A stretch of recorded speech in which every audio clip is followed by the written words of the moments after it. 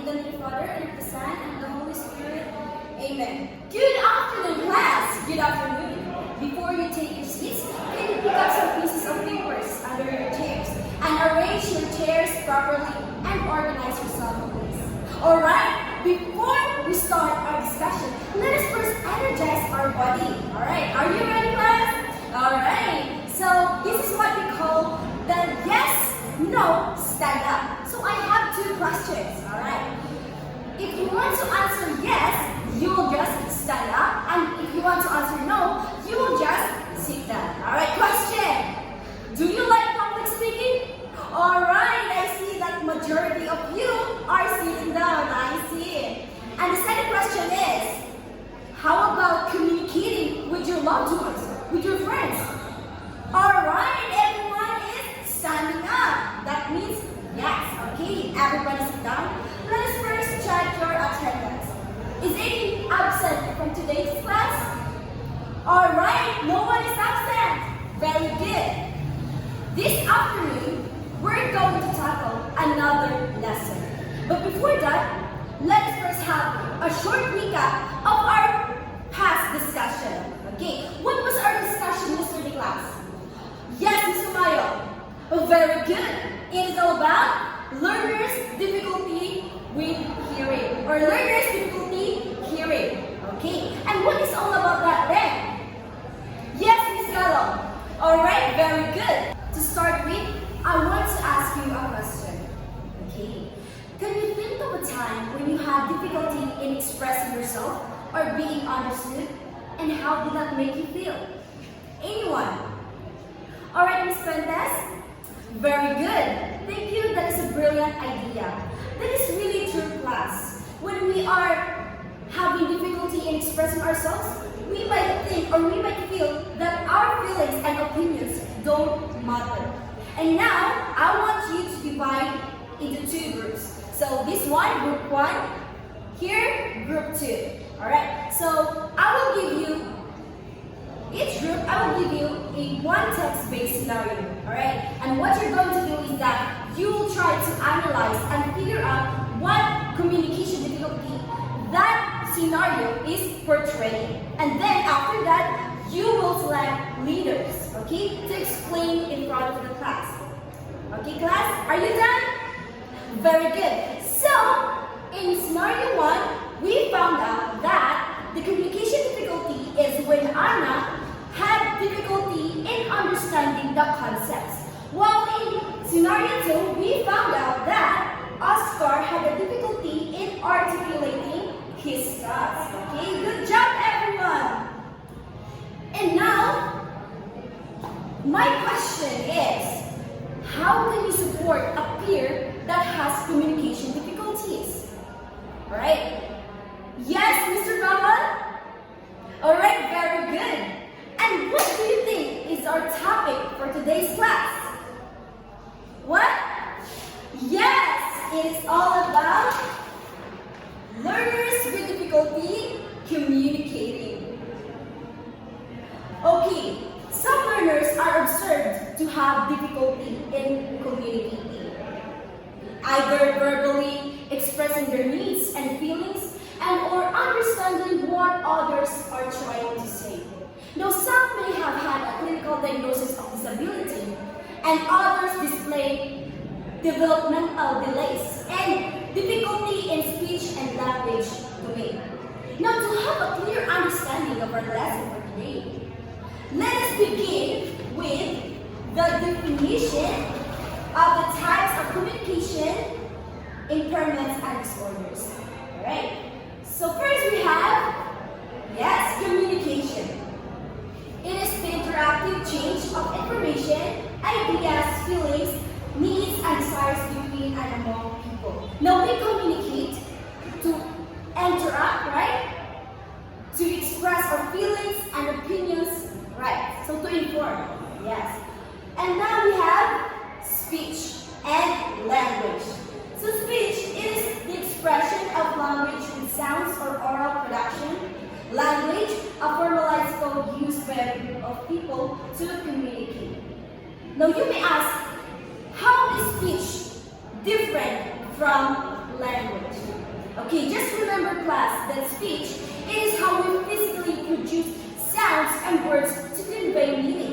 Whereas in language, it is a formalized code that we use in everyday situation to communicate either verbally or non-verbal. So when we say non-verbal, we will use our gestures because that's one way to communicate with other people. Alright? So, language, this is not just all about speaking words. There are different layers that are working together for us to communicate effectively. And what are these layers? These layers are what we call the components of language. Okay? So first component we have phonology. Right? Again, phonology. It refers to the sound system of the language. Meaning, it just focuses on how the sounds are used and organized in a particular language. Alright? Now, I have an example here. So if a child has a difficulty or is struggling with phonology, he might struggle to distinguish similar sounds. Alright? Especially S, SH, B, and P. So this will lead to difficulty in forming or understanding words accurately. Okay, do you understand me, class? Alright, very good. And the second one, we have morphology. Alright, it refers to the smallest unit of language that has meaning and which are used to combine words. Example, the word ed, we will add ed to the word walk. Okay, so walk plus ed equals, yes, walked, changing its tenses or tense. Alright. And third one is we have syntax. It is the system of rules governing the meaningful arrangement of words, which also include grammar rules.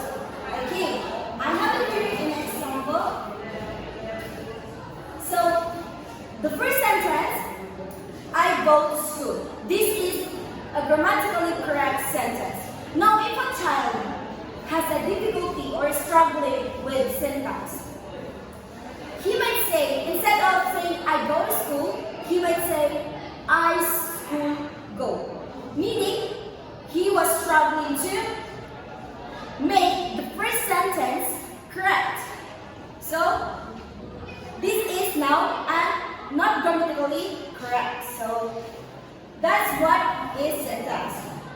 The fourth one is we have the semantics. Okay, it refers to the meanings associated with words and combination of words in a language. Now, if a child has a difficulty or struggling in semantics, they may struggle to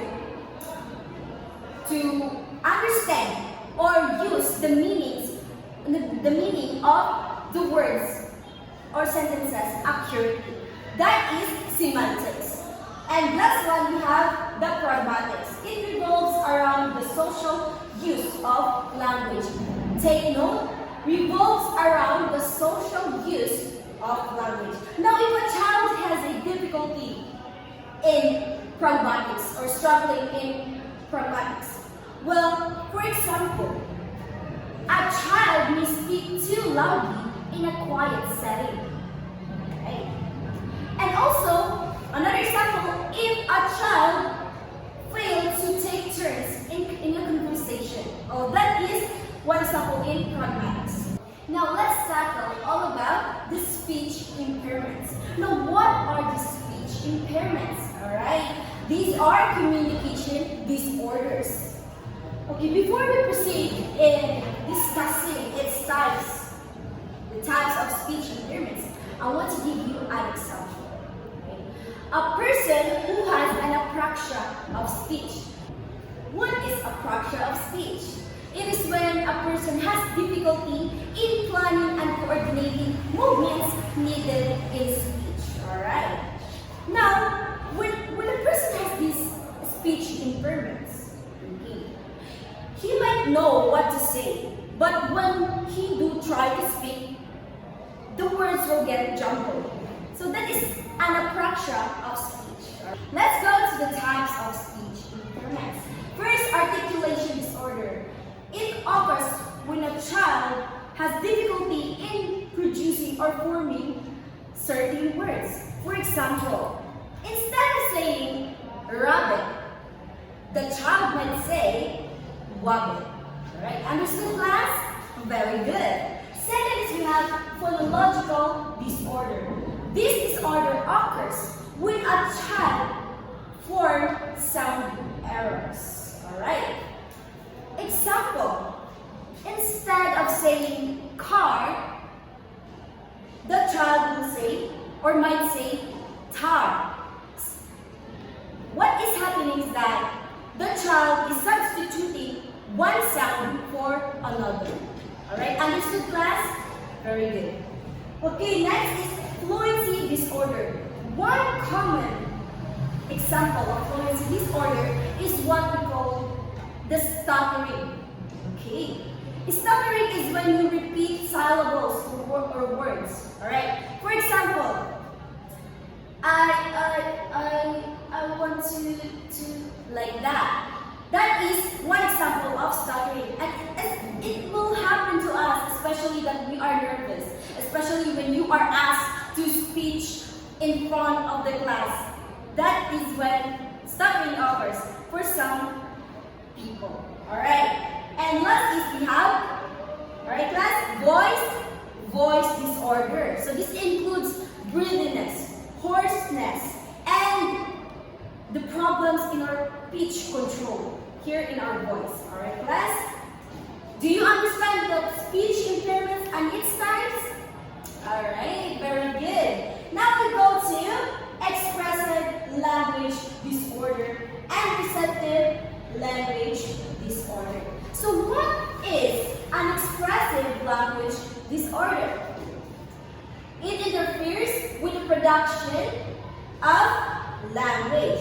So, if a child has this kind of disorder, the expressive language disorder, that child might struggle to form or complete sentences. He might also struggle to find the right words, and he might also struggle to express himself or herself. That is the expressive language disorder. Additionally, he might also struggle to use the correct grammar or vocabulary, because that is how it works in expressive language disorder. Next is we have receptive language disorder. Again, it interferes with the understanding of a language. So for example, if a child has this kind of disorder, he might struggle to understand the instructions of his teacher or her teacher. And also, he or she might struggle to understand a simple question and even comprehending a simple story. So that is receptive language disorder. In some contexts, there are children who have these both disorders. Alright? You understand, class? Okay. Here, we'll tackle the autism spectrum disorder. At this point, let us take note that it is important to know the ASD, the children with ASD, because these children with ASD, they both experience language and speech difficulty. Okay. But first, what is ASD? ASD, or the autism spectrum disorder, is a neurodevelopmental disorder. Now, if a child has this disorder, he will struggle to communicate with other people. Alright? He might also repeat words or phrases that he or she will hear from other people without really understanding it all. Because that is really common in ASD. And also, he might misinterpret or interpret the phrases or words literally. Okay? Literally. For example, the sentence, "It is raining cats and dogs." It is really very difficult for the ACE, the children, to analyze what's really the meaning of that sentence, because they will understand that phrase literally. Okay, neglecting the true meaning or neglecting the abstract meaning behind that sentence. By recognizing conditions like the AST, it can guide us to have effective teaching strategies and interventions. And by knowing or analyzing and addressing these types of challenges, we can help the learners or the students build their communication skills and also foster both academic success and social inclusion. Let's move forward on how can we identify learners with communication difficulties. So, communication difficulties is often sometimes one of the common red flags observed by family members, daycare workers, and early childhood teachers. So sila dyan ang kinaunang magkabantay kung naagay kanang communication difficulties ang ilang bata. Other tools like survey questionnaires and checklists can help figure out how much a child's communication is delayed compared to other kids with their age.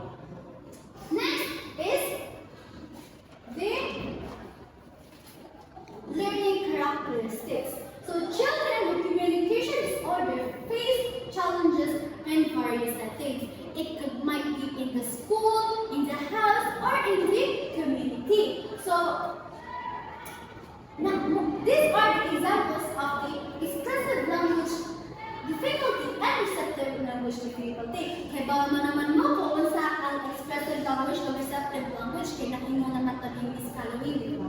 So example of this, ang expressive language difficulty is limited vocabulary. They have limited vocabulary, incorrect grammar or syntax, expressing repetition of information, difficulty in formulating questions, and lastly, difficulty constructing sentences. Next ay napunta sa receptive language. In the other hand, ang receptive language difficulty kay they have difficulty in following oral directions, difficulty in understanding humor or figurative languages, difficulty of comprehending compound and complex sentences. Lastly, difficulty in responding to questions appropriately. Ang learning characteristics kina ay behavioral challenges. So, isip ko sa kabata, kung maglisod ka o kanang communicate sa imuhang kanang peers na ma-burn out isa ka bata o mag-lead to frustrations and seeking attention. For example, kanang mga a 3-year-old child playing with a toy together with his peer. So, ganahan siya na mubaraw sa iyang duwaan, but maglisod na siya o express siya kagalingon ang iyang buhaton kay buluto na lang niya ang kalit ang duwaan.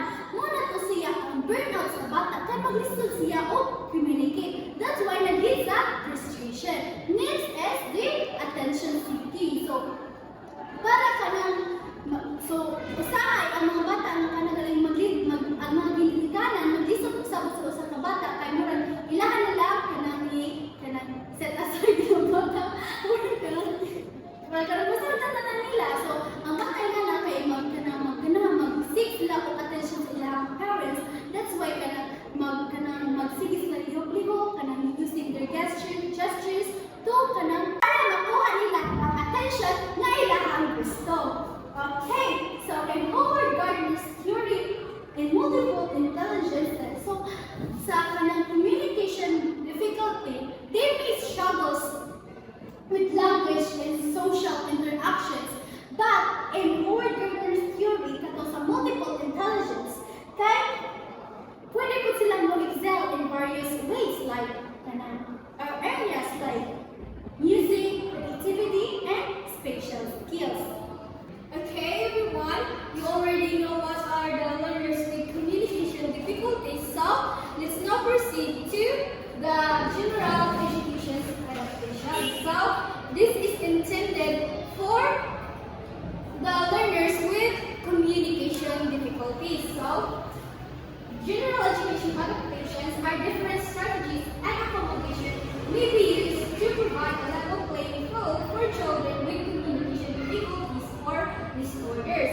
It is very helpful sa mga teachers na makaibaw sila kung saan pag-cater ang mga students na naay communication difficulties or disorders.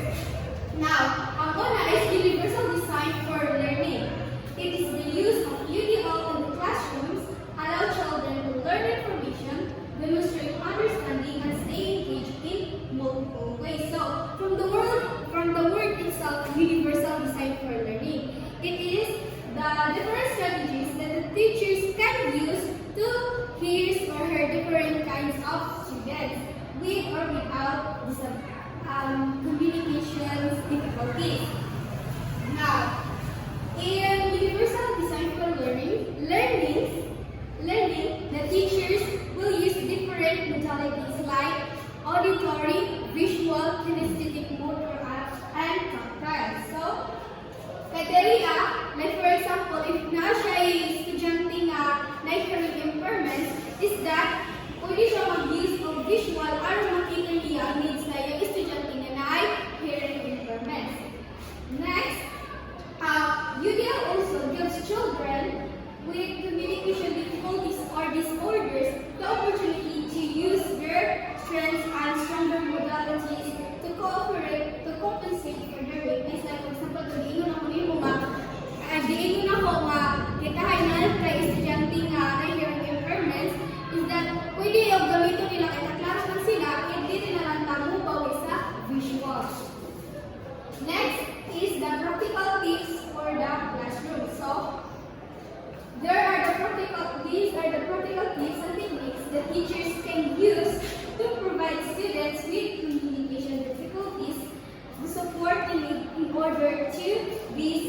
school. So these are the tips na pwede i-apply sa teachers in the classroom aron masuportahan nato ang mga learners na naay kanang communication difficulties. So the first one is that allow the child to sit near the teacher and the blackboard away from auditorium and visual distractions such as the window and the door. So if na kay learners nga mag-listen o focus nimo during discussions is that mas nindot og diri sila ibutang sa tubangan na di sila ma-distract sa window or sa door aron maka-focus sila during the lesson. Next is that get the child's attention before giving directions or call the child's name or use a pre-arranged signal to help the child focus and listen to the directions. So the second step is give the child's attention before giving directions. So like for example, magtudlo ka sa bata og direction. Asa nimo na siya ingnan og consider og kanaan. Asa nimo siya ingnan sa direction is that imo pa gidaang i-call ang iyang attention para mas makasabot siya rin or makafocus siya sa pagpaminaw nimo. And then use pre-arranged signal. Like for example, gunitan ni ko iyang kabaga kundi makahain mo ang kanang ang lamisa.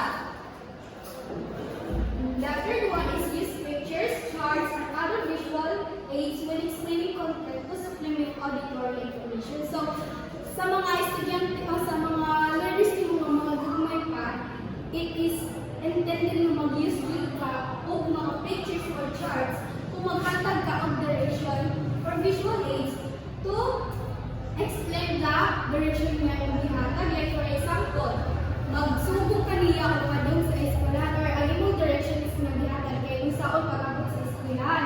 Una, magbutang ka na yung mga pictures. Like for example, pictures sa terminal, pictures sa bus, pictures sa street na yung naugan, o pictures sa school. So, para maghapon na siya, during maghatag ka sa direction is masabtan niya. Next is speak slowly and clearly without exaggerating speech.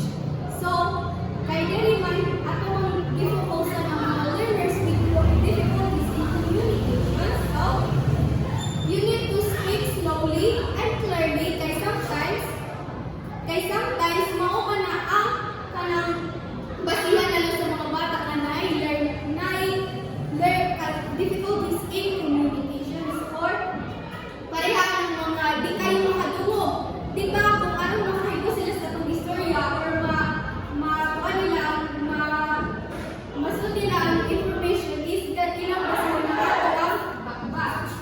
Next is simplify directions into short steps, break down multi-step directions, and give each one at a time instead of just repeating each one. So, in tips 5 is that ang mga complicated directions is evolving simplified. Like for example, di ka moingon nga kanang ang direction pa sa eskwelahan is that musakay ka og bus, ay mo ka sa terminal, musakay ka og bus, dili ka na street na o dili ka na street na o unya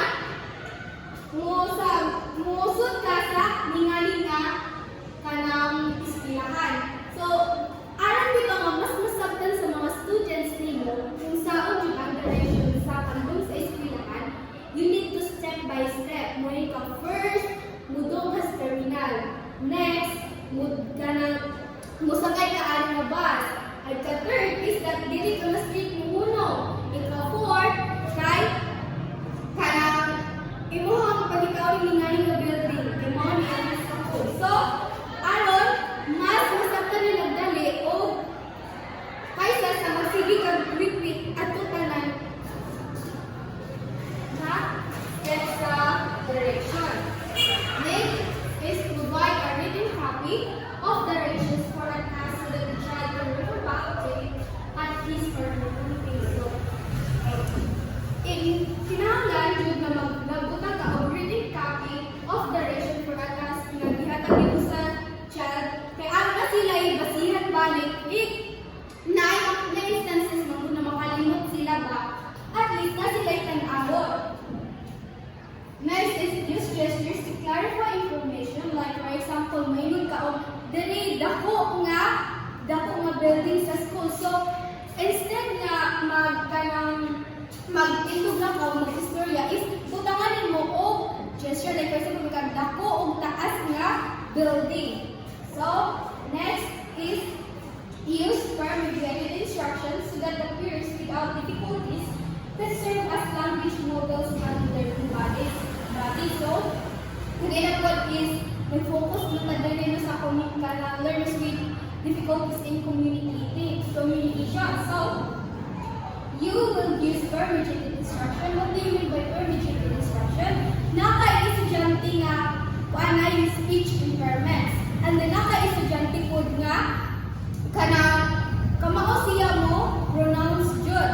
So, in order na makahibaw ni imong estudyante nga na speech impairments or mas mo improve or ang iyang difficulty ay mo improve ang iyang pronunciation or mga ningana is that imo sila ikuyog. Aron mahimo ang katong kamao mo pronounce is mahimo siyang language model sa naay speech impairments. Next is that provide extra time to prepare for oral language activities. So, especially if not kay learners with difficulties in communication, no, it is essential for the teachers to understand na di jud ura-urada no nga mo answer ng mga ningana nga bata.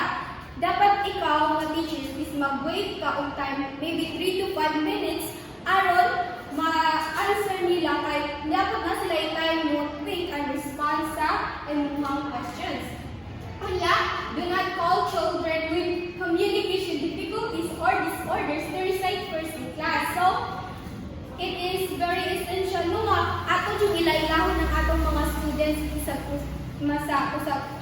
isa-isa because kanang makatabang na during these sessions, like for example, nakay students na kanang jungit and then siya mo imuhang kanang patindugon kay pabasahon nimo sa nakasuwat sa board which is basig malig na mabuli siya tungod kay di ba naman jud siya pagka-jungit no. So, ang imong buhagon ani is other technically developing children first to serve as language model.